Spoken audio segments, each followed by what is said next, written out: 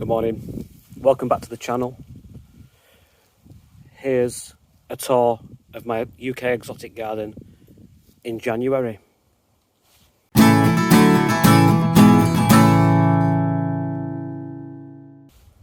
Let's talk about the Cordylines first then. Cordyline australis. I've got two in my garden. I've seen a lot of people say that the cold weather in December destroyed them, killed them off. Now this one's not looking too bad.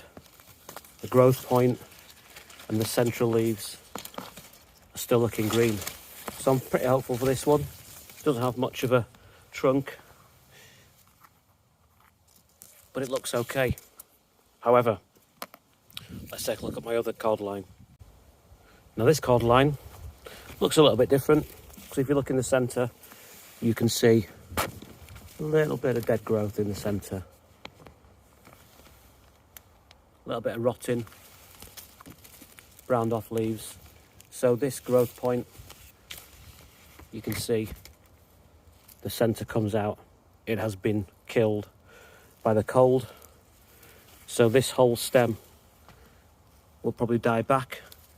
But fortunately, Cordylines are root hardy in the UK. It's already got another growth point down there. And once this all dies back, I'll cut it off and it will grow from the base. So a little bit of bad news, a little bit of good news for Cordylines. I don't have any Red Star Cordyline or Torbay Dazzler because they're not quite as hardy as the green ones. And to be honest, these Cordylines are just a backbone plant for me. I don't love them. They're fine, they're okay for these leaves. I like the shape of the leaves, but it's not something that is a big loss for me if I lose my Cordylines, and they're relatively cheap as well. So I suppose that's a 1-all draw for the Cordylines and the weather. Hey, shout out by the way to anyone who's already done their paths and they've got gravel or paved paths. All of this area I am planning to turn into some sort of path with paving stones or bricks or gravel. But I mean, this is the state of the grass. Anywhere with high traffic in winter just is absolutely awful. Not my favourite, but again, something I'm planning to change this year. A few people have asked about my Echiums. This sorry looking thing is my biggest Echium. Look at the size of that. It is spiky. It feels pretty solid.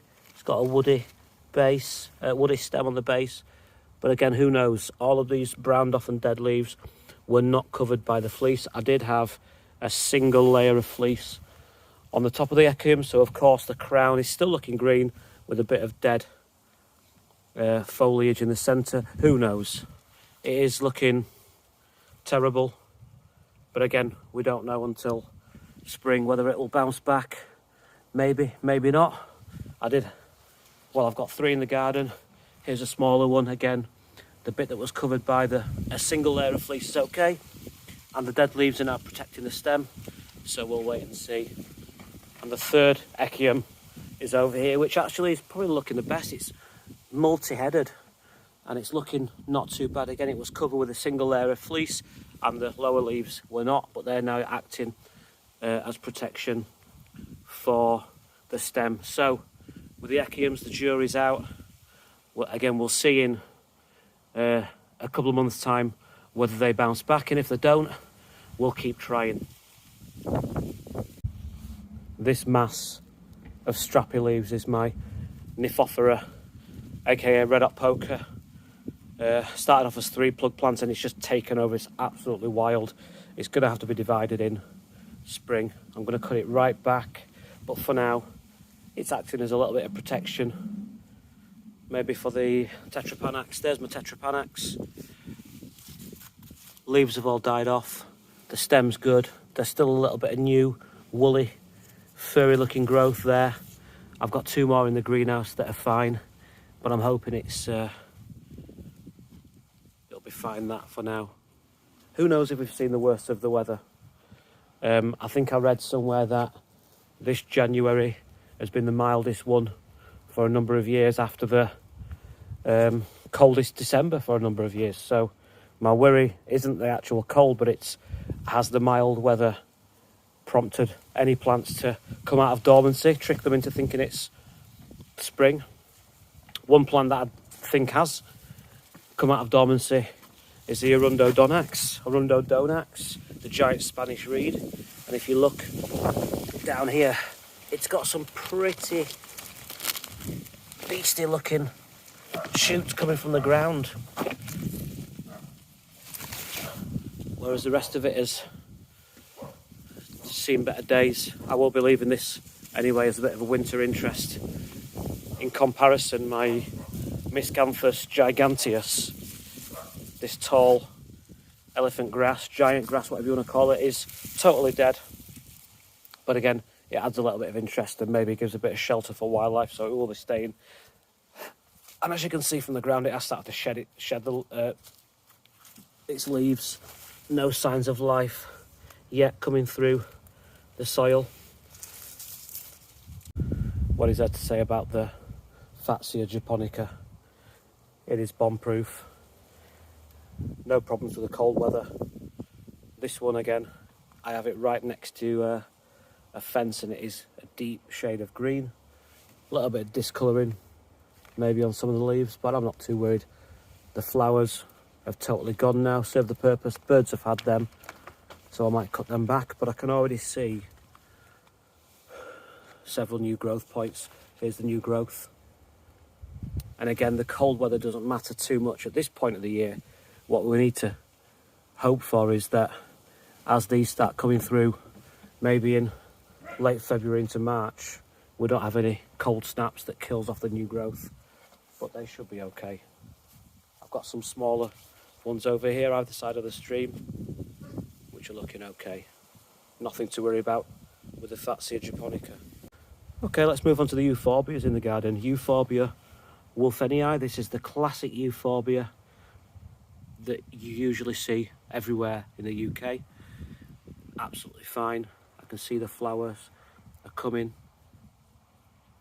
No problem with the hardiness for this one. Likewise, the Euphorbia purpureum, Euphorbia robinei maybe, a deep shade of purple and dark green, and it's underneath my biggest eucalyptus tree, and it's absolutely fine. Moving on to this Euphorbia mellifera, my favourite one. I'm hoping to get some good height on this one. I only planted this in autumn. Doesn't look too bad. I've seen worse. Sprouting new branches from the base, but these don't look too bad. I'd love to see a little bit of height on this. Look at the colour. Moving around to the Euphorbia schillingi, this one. Totally gone for the winter. Huge Euphorbia. I would recommend seeking this one out if you don't have this one in your garden. The label said it would only get to maybe 50 centimetres high, but it's definitely more than a metre, heading up to 1.5 metres possibly. And I've cut that back. Musa basjoo all wrapped up.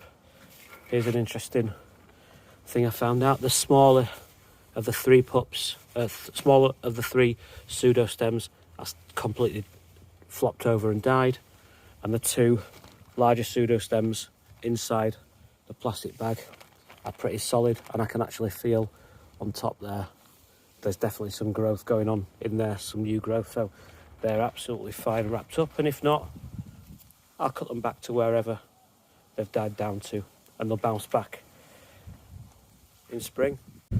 Okay, my giant Phormium. Nothing much to say about this. It will take whatever the weather throws at it. Absolutely fine. Maybe 10 to 15 metres tall at the minute. 10 to 15 feet tall at the minute. I'm leaving the flower spikes on because I think they'll look pretty cool. Nothing's going to affect that.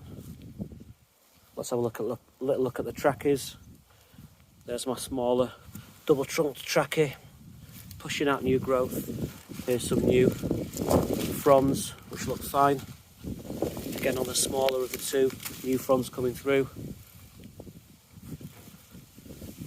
My biggest trachy, remnants of the flower from last year, but again it's pushing out new fronds there.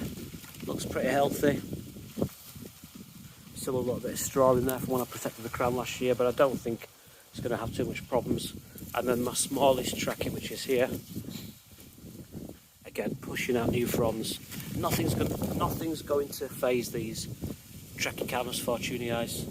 They will take whatever we can throw at them. I've just spotted a few more signs of life on this Persicaria red dragon, because it's all died back, but I've left last year's stalks on there, and you can see the red colour showing from the new shoots. Anyway, that will all die back. Every time there's a light frost, those will die back. But again, another reminder that this relatively mild weather in January, after those freezing temperatures in December, will convince some plants that it is spring, but we're not quite there yet. Gunneras are all wrapped up, no problems there. My other Gunnera is in the barrel, and again pretty snug for winter there.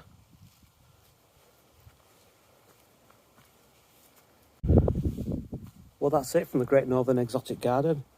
If you've enjoyed the quick tour around the garden in probably its worst month, aesthetically speaking, please think about hitting the subscribe button, turning the notifications on so you know when I post a new video. I'll probably leave you with a few minutes of quiet footage of the garden. Thanks, and see you next time.